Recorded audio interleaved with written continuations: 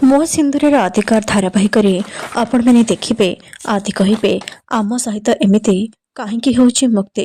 ଆମ ଭବିଷ୍ୟତ ଆଉ ବର୍ତ୍ତମାନ ଏବେ ବାଜିରେ ଲାଗିଛି। ମୁଁ ସବୁବେଳେ ଭାବୁଥିଲି ଆମ ଭବିଷ୍ୟତ ଆମ ପ୍ରେଜେଣ୍ଟ ଉପରେ ନିର୍ଭର କରେ, କିନ୍ତୁ ମୁଁ ଭୁଲ ଥିଲି। ଆମ ଭବିଷ୍ୟତ ତ ସମୟ ଉପରେ ନିର୍ଭର କରେ। ସେଥିପାଇଁ ତ ଚାହିଁକି ବି ମୁଁ ତମ ସହିତ ରହିପାରୁନି। ତମେ ଏମିତି କାନ୍ଦୁଛ କାହିଁକି ମୁକ୍ତି? ଆମ ଡିଭୋର୍ସ ତ ଗୋଟେ ଫର୍ମାଲିଟିସ୍ ନା। ଏସବୁ ତମେ ସତ ବୋଲି ଭାବନି।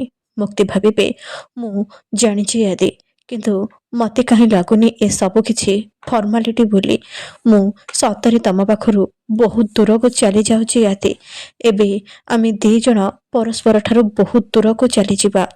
ଆଦି କହିବେ, ମୁକ୍ତି ତମେ ଜମା ବି ବ୍ୟସ୍ତ ହୁଅନି, ଦେଖିବ ସବୁ କିଛି ଠିକ୍ ହେଇଯିବ।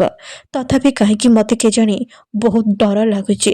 ଏସବୁ କିଛି ଆମ ଦି ଜଣଙ୍କୁ ଆଉ ଅଲଗା କରିଦେବନି ତ? ଏପଟେ ନାତାଶା କହିବେ, ଏବେ ସବୁ କିଛି ମୋ ହିସାବରେ ହେଉଛି। ଆଦି, ଏବେ ସବୁଦିନ ପାଇଁ ତମେ ମୋର ହେଇଯିବ।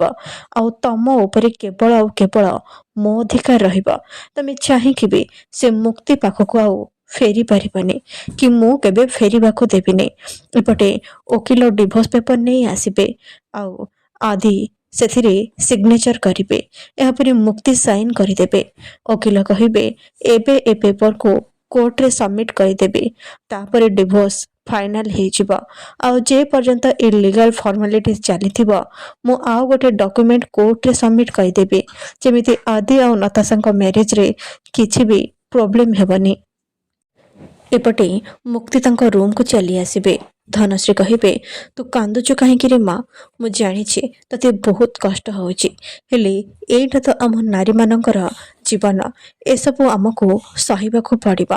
ଆଉ ତୁ ତ ନିଜେ ଗୋଟେ ସନ୍ତାନ ପାଇଁ ଆଦି ଆଉ ନତାଶାଙ୍କ ବାହାଘର କରିବାକୁ ଚାହୁଁଥିଲୁ। ଏବେ ତତେ ନିଜ ଛାତିରେ ପଥର ରଖି ଏସବୁକୁ ସହିବାକୁ ପଡ଼ିବ।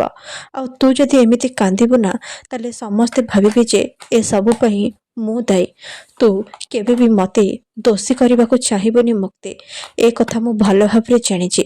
ଏବେ ତୁ ଖୁସି ଖୁସି ଆଦି ଆଉ ନତାଶାର ବାହାଘର କରେଇ ଦେ, ଦେଖିବୁ ତାପରେ ସବୁ କିଛି ଠିକ୍ ହେଇଯିବ।